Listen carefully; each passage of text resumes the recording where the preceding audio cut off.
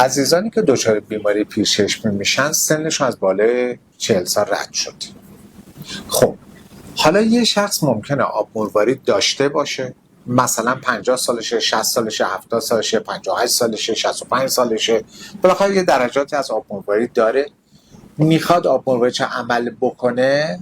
یکی از گزینه هایی که ما بهش پیشنهاد میکنیم لنز چند کانون است، مشروط بر اینکه ساختار داخل چشمش طبیعی باشه، یعنی باید پتانسیل دید خوب باشه. اما یک نفر فرض کن 41 سالشه، خب تازه پیرچشمی پیدا کرده، خب این طبیعتا عینک بزنه راحت تره.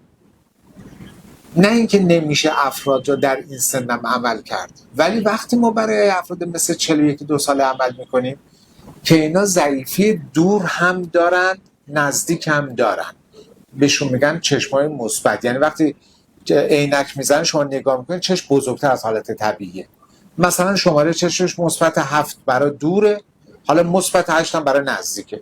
خب این میتونه عمل بکنه، لنز چند کانونم بذاره. اگر از عینک خوشش نمیاد، برداشتن عینک یک عمل اختیاری است نه عمل الزامی، مگر اینکه شخص آب مروارید داشته باشه در سن بالاتر، خب میخواد عمل بکنه، لنز چند کانونم یکی از گزینه‌هاست.